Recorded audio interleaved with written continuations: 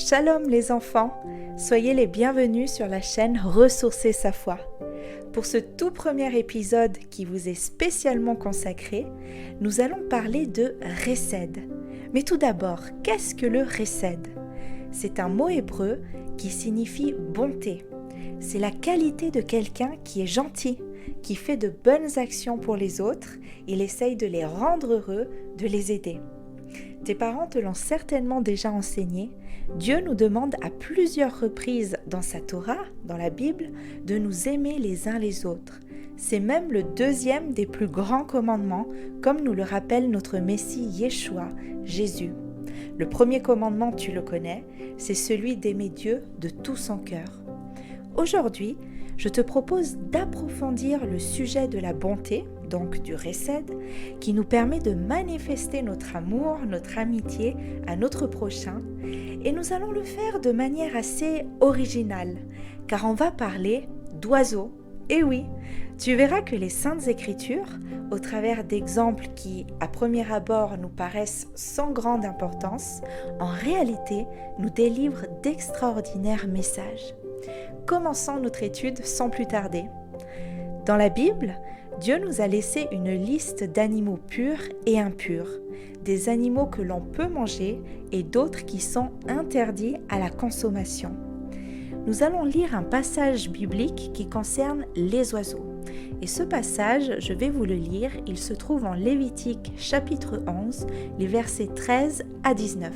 « Voici, parmi les oiseaux, ceux que vous aurez en abomination et dont on ne mangera pas, l'aigle, l'orfraie et l'aigle de mer, le milan, l'autour et ce qui est de son espèce, le corbeau et toutes ses espèces, l'autruche, le hibou, la mouette, l'épervier et ce qui est de son espèce, le chat-huant, le plongeon et la chouette, le cygne, le pélican et le cormoran, la cigogne, le héron et ce qui est de son espèce, la huppe et la chauve-souris. Voilà la liste des oiseaux considérés comme impurs. Mais le savais-tu ? Parmi cette liste d'oiseaux, la plupart sont des rapaces. Autrement dit, ce sont des oiseaux qui chassent leur proie en plein vol à l'aide de leur bec crochu et de leurs puissantes pattes armées de griffes. Mais parmi cette liste d'oiseaux, il y en a un qui ne fait pas partie de la catégorie des rapaces. C'est la cigogne. En hébreu, la cigogne se dit Chassida et signifie gentil. Tu l'auras peut-être remarqué que le mot Chassida, donc cigogne, ressemble fortement au mot Hesed, la bonté. Mais pourquoi avoir nommé la cigogne ainsi ? Et d'ailleurs, sais-tu qui a été chargé de choisir un nom pour tous les animaux de la terre ? Eh bien, c'est Adam, le premier homme que Dieu a créé. En effet, l'Éternel lui donna comme mission de nommer tous les animaux de la création, comme nous le lisons dans Genèse 2, le verset 20, où il est dit « Et l'homme, donc c'est Adam, donna des noms à tout le bétail, aux oiseaux du ciel et à tous les animaux des champs. » Ça n'a pas dû être très facile de choisir un nom pour chaque animal, parce qu'en plus, il y en avait beaucoup, il y en a beaucoup des animaux. Mais Adam, qui parlait l'hébreu, a trouvé une technique pour choisir le nom de chacun d'entre eux. Il s'est basé sur leurs principales caractéristiques. Je vous donne un exemple. Le chien, il l'a nommé Keleb en hébreu, qui peut se lire en deux parties, Kelev, et qui signifie comme le cœur. En fait, Adam avait compris que le chien est proche du cœur de l'homme, et c'est pourquoi il l'a appelé Keleb. Il est d'ailleurs appelé le meilleur ami de l'homme. Vous l'avez certainement déjà entendu que le chien est le meilleur ami de l'homme, c'est parce qu'il reste fidèle à son maître.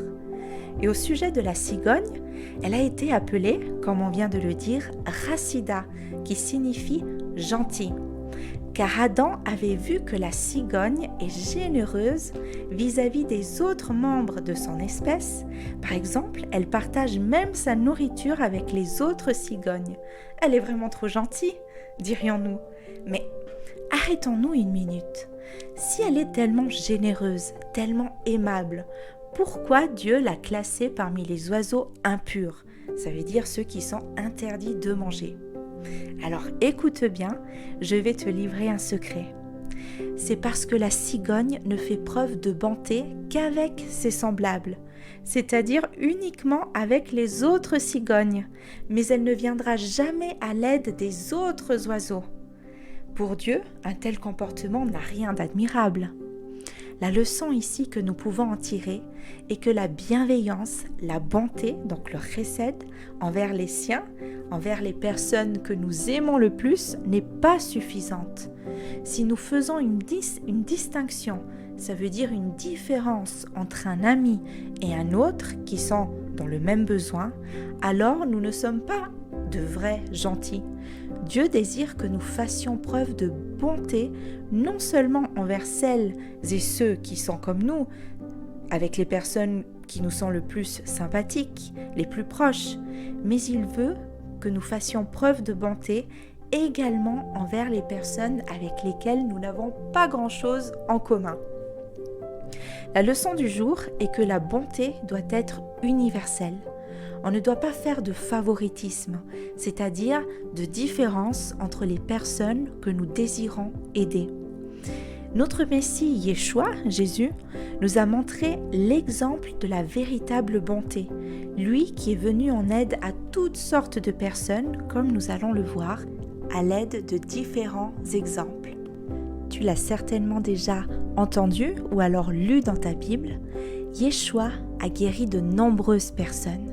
Et parmi elles, il y avait des lépreux, qui étaient des personnes qui souffraient d'une maladie de la peau et qui vivaient seuls, isolés, car personne n'osait les approcher, car on avait peur d'être contaminé par la maladie.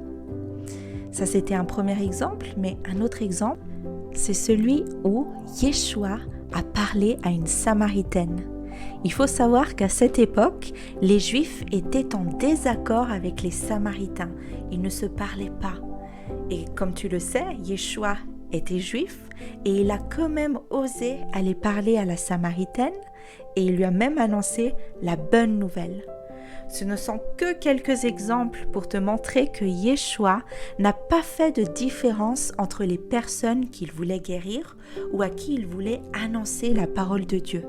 Il n'a pas hésité à s'approcher d'hommes et de femmes qui étaient rejetés par la société.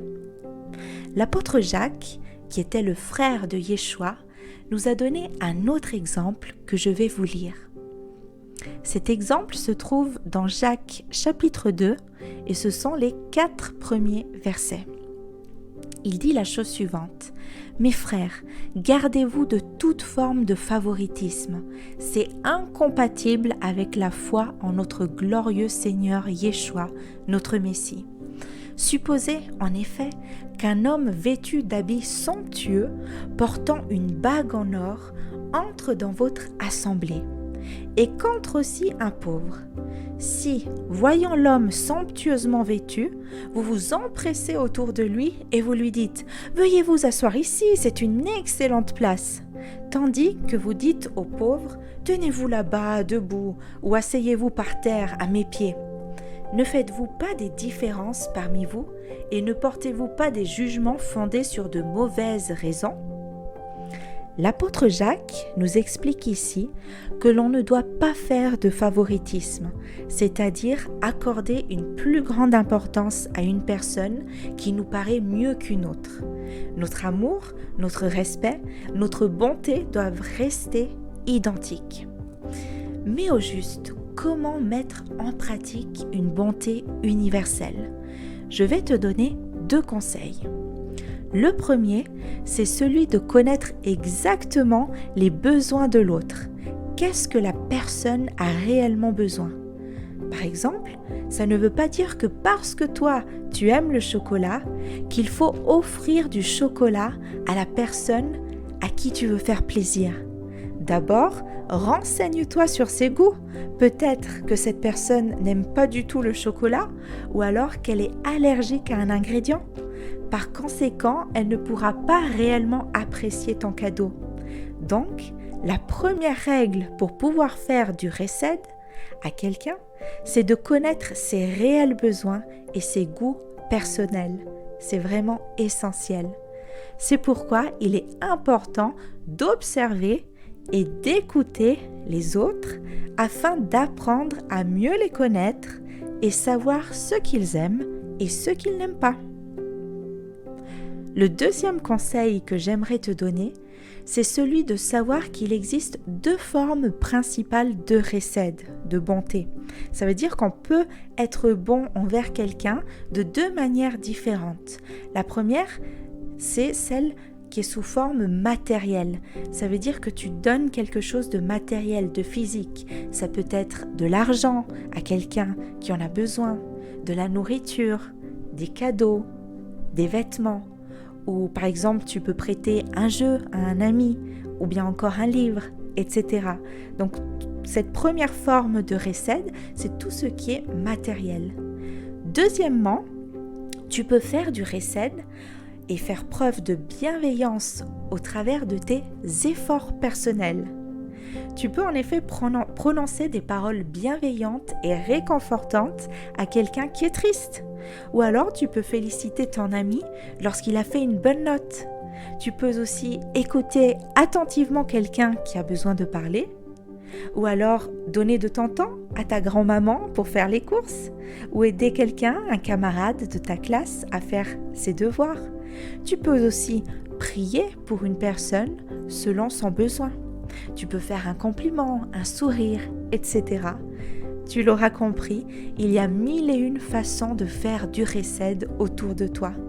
L'essentiel est d'essayer de se mettre à la place de l'autre et de comprendre ce dont il a réellement besoin. Pour terminer, je vais te donner une mission pour cette semaine. Chaque jour, essaye d'accomplir une action remplie de recède. Note ensuite tout ce que tu as fait sur un cahier et à la fin de la semaine, à Shabbat par exemple, partage toutes tes bonnes actions avec tes parents, tes frères et sœurs ou bien encore à tes amis. Et puis bien sûr, cet exercice est à faire tous les jours de ta vie, pas seulement sur une semaine, car Dieu apprécie beaucoup lorsqu'on se comporte bien les uns avec les autres. Et voilà, c'est la fin de cet épisode. J'espère que tu auras appris de nouvelles choses.